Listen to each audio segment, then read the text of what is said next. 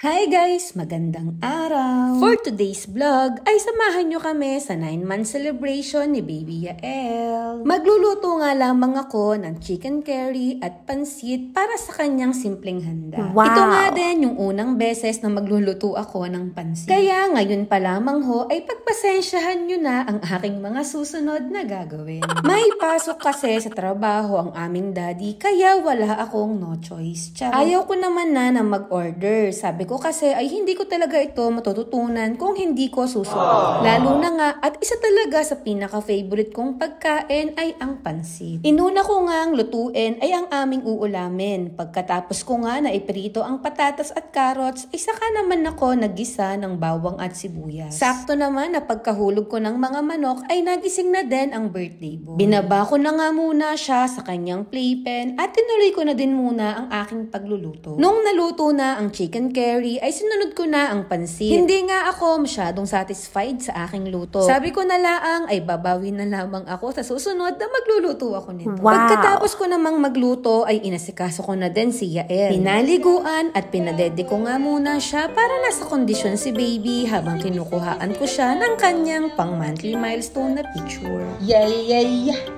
I love you, I love you, I love you, you love me, we are happy family. O diba, for the singer, ang mamsi nyo, mga mi. Ramdam nyo din ba ang hingal ko habang kumakanta? Charot. Normal, nagawain ko lamang ito tuwing magmang-monthly birthday si baby. Sumasayaw pa nga ako ng mga oras na iyan. Mabuti na nga lamang at good mood ang aking bossing. Hindi nga siya mahirap patawanin ngayon compare nung nakaraang buwan. Nung natapos nga ako sa mga dapat gawin, ay hinintay lang namin na umuwi sa trabaho ang aming daddy at kumain na din kami. Grabe na nga matakam si Yael sa cake niya at gustong-gusto niya na nga ito na abutin. Maya-maya nga lamang ay dumating na ang bisita ni Baby Yael. Malapit lang kasi ang bahay nila ate dito sa aming apartment. Kaya madalas talaga ay sila lamang ang nakakapunta dito sa amin kapag ganitong birthday ni Baby. May pasalubong pa nga sila kay Yael na biskuit. Wow! Pwede na daw pala ito na pang merienda ni Baby. Itong Marie talaga ang alam ko na kinakain ng mga baby. Tanda ko pa nga dati, pag pinapakain ko ang aking pamangkin, ay hindi ko mapigilan na hindi rin ako tumikim nito. Safe nga itong kainin. Mabilis kasi itong matunaw sa bibig. Nakakatuwa nga si Yael at nagustuhan niya ang pasalubong ni ate at may pagnguya pa nga ang bata. At ayun lang po for today's video. Salamat ho!